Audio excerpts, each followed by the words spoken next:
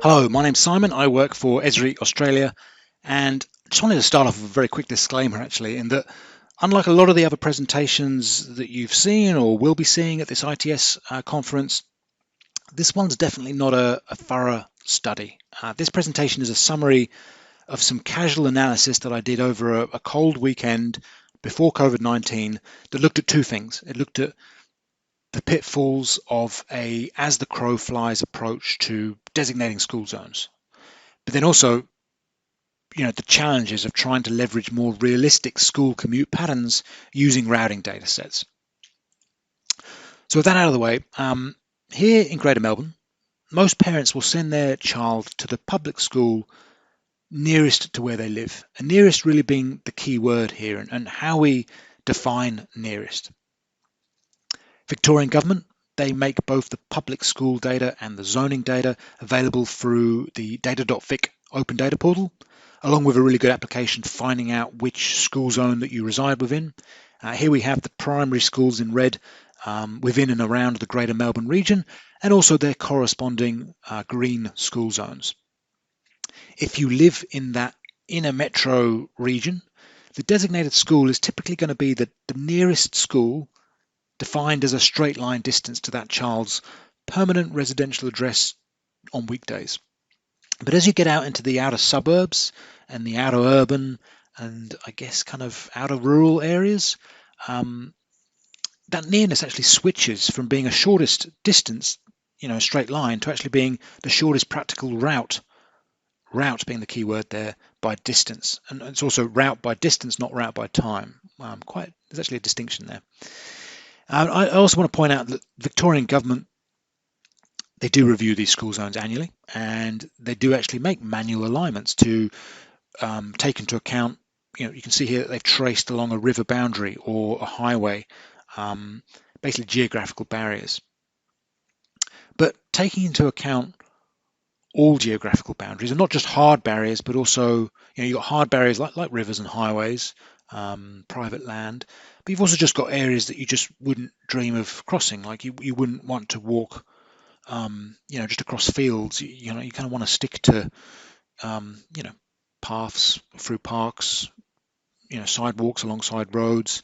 And there's actually a number of examples where the school zone that has been assigned, might well be the nearest from a straight line distance, but it's definitely not the easiest or the most accessible school for them to actually get to. In this particular news article, a child lived just 1 kilometre from their school, but between their school and between their home and the school was some wetlands, which meant they actually had to drive 10 kilometres past the neighbouring Seabrook Primary School in the next door neighbour's zone to then get back to their school in their zone. Here we have 4 schools and their 4 zones. Now these zones are, at the core, they're drawn up using Voronoi polygons. Voronoi polygons are created so that every point location is contained within one of these polygons, and it's then closer to that sample point in that polygon than any other point location. If you're in this particular polygon, the straight line distance nearest is that particular point, if that makes sense. So that's the school that's closest to you if you're in that polygon. Problem is, we're not crows and we can't fly in straight lines. We are grounded to the floor in the network that we can traverse along. If we take this single address point within this particular school zone, we can calculate a route to that designated school. And I know this area, and you have to go around a private golf course, down to that road, across the Merry Creek, across a bridge, and then back up to the school. And if we actually look at the other school, it's actually significantly quicker for this particular address to get to the other school, purely because it's more accessible given that road and path network. So let's just consider another approach. What happens if we decided to calculate for every single one of those purple address points, or what is the nearest school? We can perform what's called a batch origin destination matrix using the address points as origins and the schools as destinations. And then what this does is it utilizes a network data set. it's got information about the roads and the paths and the footpaths. But more importantly, it kind of knows, well, look, if you're a pedestrian and you're walking, these are the areas that you can walk. Uh, these are the areas that you can't walk. You can't walk across a highway. You can't walk along a highway. It's got all those kind of restrictions built into those data sets. That leaves you then with, for each of those individual address points, what is the nearest school, and it's been assigned to that. That school's been assigned to that address point. Essentially, which school each house walked to in the quickest time. And this result here is shown using a walking travel mode. And this is where it gets interesting, because the results might vary. If what happens if you were driving a car, you would be allowed on a highway then, and maybe the results different. What happens if you were riding a bike? Travel time shorter. And we'll come back to that, and how that was one of the challenges. Now, mesh blocks are the smallest geographical unit defined by our Australian Bureau of Statistics. They're commonly used in the commercial sector, like banks and retail, to sort of build up territories of around their stores and net branches. Likewise, we can use them as building blocks to make up some new school zones. For each of those mesh blocks, we want to know what is the dominant school that's been assigned.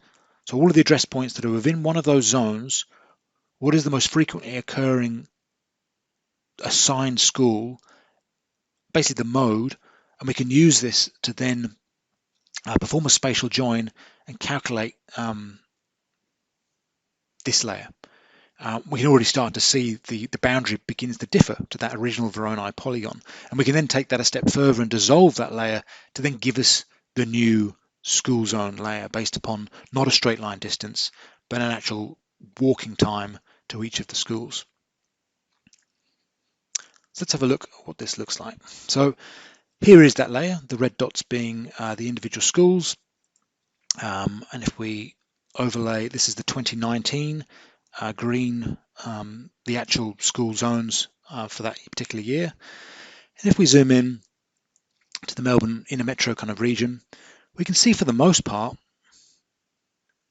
they're very similar, which is a good thing, really. But it's a good thing if it kind of aligns to what you've been assigned. Like if you've been assigned something that's like, for instance, again, I live in this kind of area here. If you were down here, technically you're assigned to Spenceley Street Primary using the actual 2019 school zone. But I know that this particular road here is a very busy one with limited access points to get across it, and so does that routing data set. So these people in this residential area have actually been assigned, using my approach, to Westgarth Primary, which I'd argue is actually probably the more accurate one to have picked for that. And you can see this in a number of places. Like if you zoom to any areas where there's private land or kind of parks that are or highways, you can start to see that the boundaries do differ along those kind of corridors. So this application is public, and you can take a look at it if you're from Greater Melbourne. Just tap in your address and see what it looks like in your area. It is important to note that this is using a walking travel mode, which you may or may not use walking to get to school. And I did sort of cross or have a think about, well, look, what happens if maybe in some of those outer urban areas, if the travel time is greater than 10 minutes walking, maybe switch to another travel mode like driving or incorporating public transport. But kind of blending them all together is quite a tricky process. Here is actually the raw mesh blocks, and we can see here, behind in the attributes, and this data set's open, although take it very much of a pinch of salt. Not only do we have the walking distance, but we have the walking time, and the same for public transport. So we've calculated what the average public transport time would be to get to these schools, along with the drive time as well. And you can see as you kind of go out into, this is kind of down towards Werribee, as you'd expect, as you kind of get further out of town, the walking distance kind of increases, whereas if you're in the more urban dense areas, that walking distance kind of shrinks down a bit. It's quite a good way of actually just understanding, what the accessibility is like in your particular area, how public transport might change in different areas of the city. And it's interesting, sometimes even the drive time, maybe that's not a good idea in the inner metro areas, but in some of the outer areas, it makes a bit more sense. These are just some of the extra kind of interim results that were created that are, I think, quite interesting to look at. So this is looking at not only do we care about the zone that was calculated, but also the travel time. So this is using walking. What is the travel time for each of these houses? So each of these dots is an address point. Haven't filtered out anything, so it is every address point. It's not just residential. And basically, if you're in the yellows to reds, you're kind of looking all right.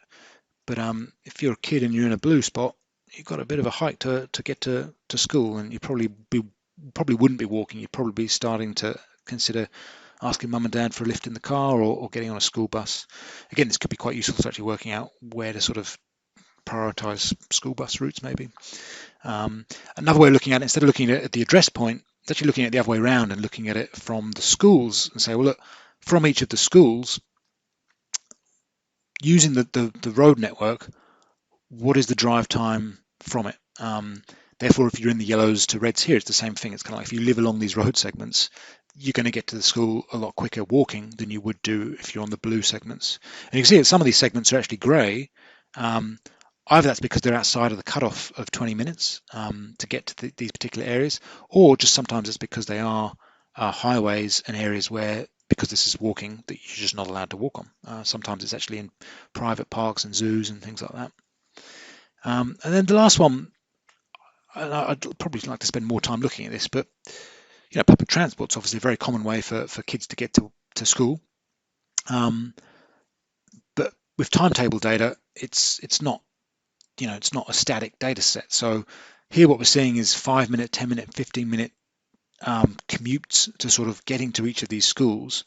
But that'll very much depend on when you leave your house. So if you leave your house at 6:30 versus 6:45, these accessibility regions will actually change depending on, if you managed to catch that tram on time or if you missed it. So this is actually looking at a combination of you walking from your house to the tram stop or the bus stop or the train stop, and then also getting out and walking to the school at the other end, and understanding how that changes depending on what the timetables data is doing during that time.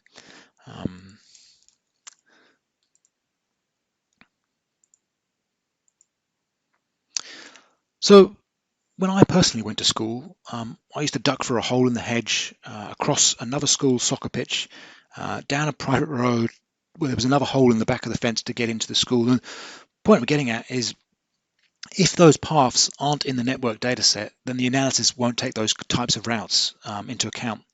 This particular example here, we have a school in the north and a highway, that kind of yellow line in the middle there, we sort of see in the aerial image the highway. And the purple line is my newly created school zone using walking times. So either side of that is two different zones. The problem is there's a footpath across this particular highway. You can see it quite clearly in the imagery. It's definitely a pedestrian bridge, but it wasn't in my network data set. So if I had that in my data set, it's quite likely that those houses to the south there would probably have actually been assigned to that school in the north, and the resulting boundary would probably be very different. And that was something that kind of I began to realize is, well, the routing data, it's as good as the data that you put into it. And I did notice from this particular data set, it was just my bad luck. I forgot to kind of take the latest cut of data, and I do know that like here data is the best it gets for Australia, and the 2020 cut did actually include a lot more pedestrian walkway and path data, including that particular bridge. So the blue one is the later years cut. So I do plan on repeating this with this data set at some point. And then also OpenStreetMap has a wealth of paths and pedestrian data, and it can also be a useful source for doing mainly walkability, accessibility studies, in my opinion. In my opinion, if you're looking at driving as a travel mode, the here data is usually the winner. It has a lot of that speed data, historical traffic data, even real-time traffic data that you kind of need to factor in when looking at anything like driving to work. But you can see here the coverage of OSM is pretty good, and sometimes it even has those extra sort of paths that might not be in a commercial data set, like maybe not through a hole in the hedge, but there is some trails out in the forests that technically aren't probably legit trails that are in OpenStreetMap. Another challenge was, the nearest school is measured not just in distance, but also by travel time. And when you're walking to school, I just defaulted to using the preferred walking speed of 5 kilometers per hour. But this speed might well be different depending on your child's age. Like it might need to be lowered if they've got shorter legs, but it might need to be maybe they even run to school, or they're probably a quicker pace than 5 kilometers per hour if they're kind of in the teenage kind of age bracket. So if a decision is made that the walking should only be used for trips that are less than 20 minutes, for example, deciding what this walking speed is, as you can see here, does actually change what that result could look like. Now, instead of using mesh blocks, I briefly experimented with creating concave hulls around the address points and then the school that they're assigned to. And it wasn't until Simon O'Keefe from Ground Truth kind of put me on the right track with using mesh blocks. But I still liked this idea of using concave hulls. You could argue that it actually gives a truer outline of the school zones, but you do end up with these gaps and slivers and holes, basically where there's no address points. And mesh blocks is a much better idea. There's a reason why the commercial sector use them. It's a small enough geographical unit to kind of create these continuous zones without any gaps between them. Now, this isn't just limited to schools. If you think this approach has any merit, like a similar approach, or maybe a more advanced but kind of similar approach, could be applied to other scenarios. So here we have an existing fire station network across Brisbane, and same with schools. We can perform a batch origin destination analysis between the fire stations and every address point. This then gives us the travel time for every address point for the nearest fire truck to get to it. Each of those address points can also be assigned the nearest fire station. And maybe this is actually a dynamic. Maybe the nearest fire station is different if it's midnight versus 8 in the morning. So you can actually have different values depending on different times of day using some of that historical traffic data. And it wouldn't be a walking travel mode. From doing semi-related projects in this kind of field, you actually have a special travel mode specifically for a fire truck that weighs a certain amount, can only go above, through certain bridges and under certain tunnels, but also they can break some rules that we can't because it's an emergency situation. They can go above certain limits. They can do U-turns in certain areas where we can't. So you've got to have a special travel mode specifically for them. And again, not just fire stations, the same could apply for ambulances as well. Now, we also saw similar tools being run to assist in site selection when we were trying to work out where testing centres should be placed. Understanding, based upon the population, the residential address points, which testing centres are going to be nearest for each of those address points, and assuring that ideally we don't leave any gaps in those testing centre networks, particularly important in those greater populated areas like here in Melbourne. And then at the other end, hopefully the other end, looking at vaccination centres and hubs, ensuring that the supply of the vaccinations can be evenly distributed across the demand, the population, identifying areas where there might be longer travel times and plugging those holes of additional vaccination centres. So that concludes this presentation. The link at the top or the QR code there will take you to what we call an Esri story map that will kind of walk you through, similar to this presentation, but there's a lot of interactive maps that you can kind of play through and interact with and zoom around. Hope you found that of interest. Happy to answer any questions.